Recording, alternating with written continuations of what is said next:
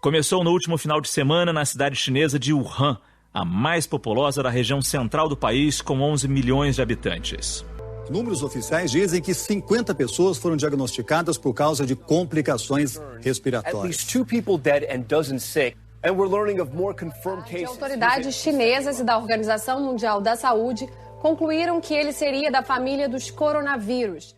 O vírus chegou, e agora o que fazer? Cidade fecha, para tudo, passa uma semana, passa 2, passa 3, tá todo mundo em casa, tá tudo parado, não tem ninguém no hospital. O que é isso? Será que é tudo isso mesmo?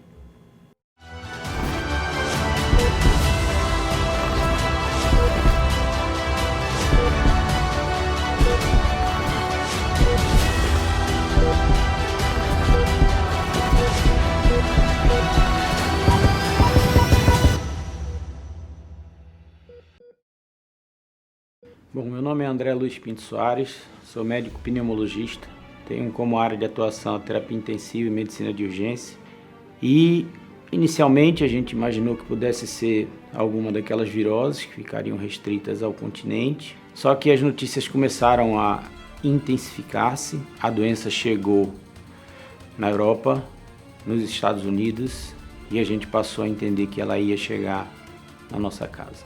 Em março, nós tivemos o primeiro caso dessa patologia aqui no estado.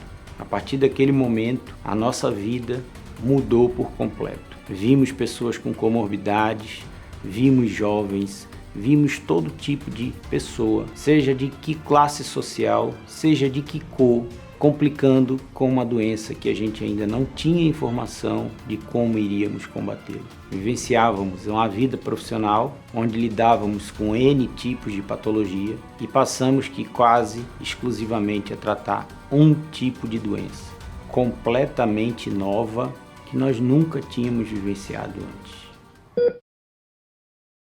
Preparar um hospital, parar a retaguarda, estar diante de uma situação nova que a gente não sabia o que iria acontecer. Cidade fecha, para tudo, passa uma semana, passa 2, passa 3, tá todo mundo em casa, tá tudo parado, não tem ninguém no hospital. O que é isso? Será que é tudo isso mesmo? De repente, começa a aparecer os pacientes. E abre mais leito, e abre mais enfermaria, e começam a aparecer os casos graves.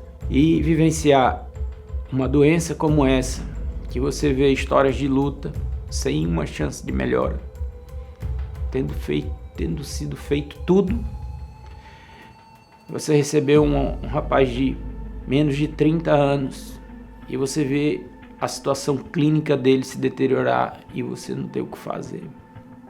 É desesperador. Eu vi pessoas que a gente falou, já era, vai morrer. Vamos deixar a mulher entrar, vamos deixar o filho se despedir, o padre vir fazer a extrema-unção.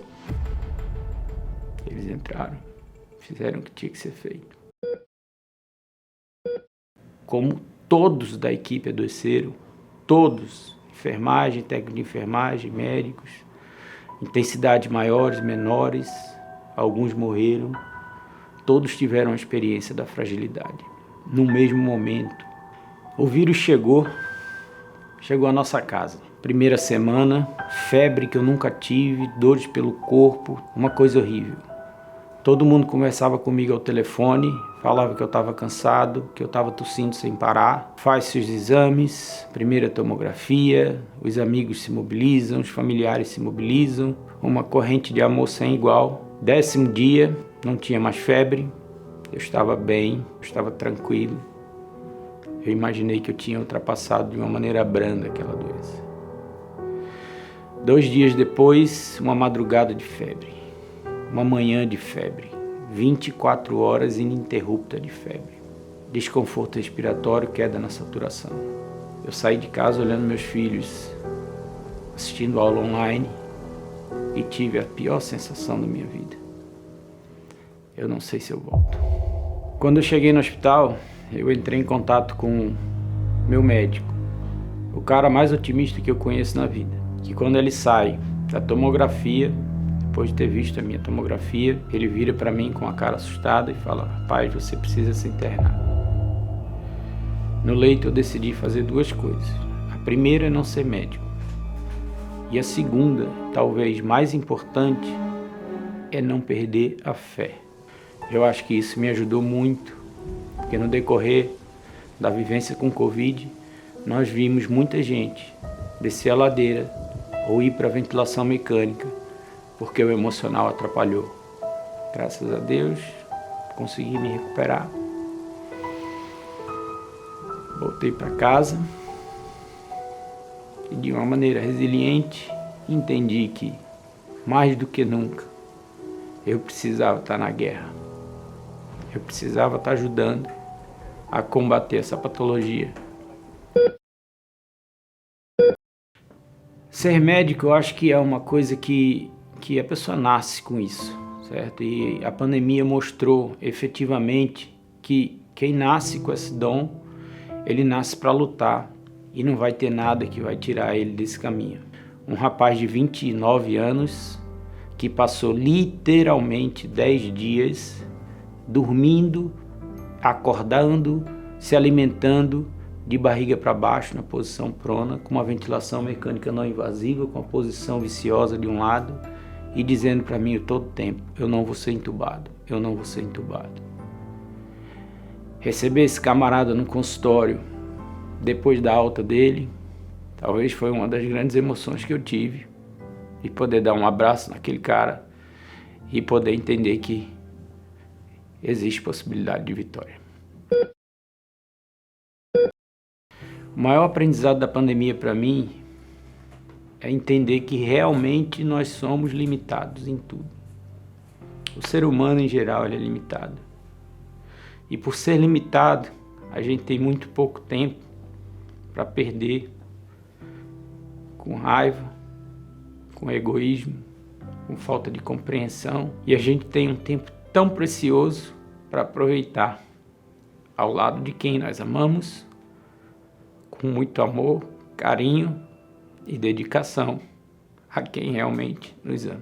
Não temos tempo para perder. A gente precisa aproveitar o que há de bom nessa vida. E o amor é tudo. Vai passar? Vai passar. Tudo passa, né?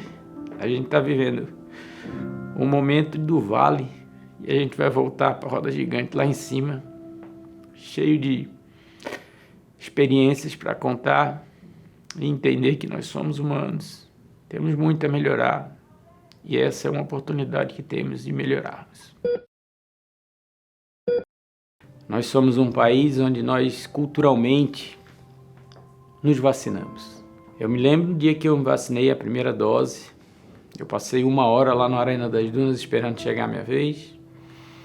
E quando eu fui vacinado, eu filmei a minha vacinação. Foi um momento gigantesco. É como se o profissional de saúde tivesse começado a colocar novamente a carapaça de guerra e de proteção.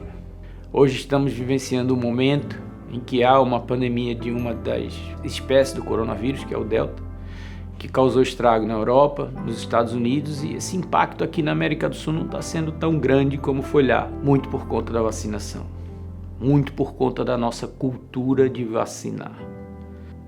Vacina é o que a gente precisa.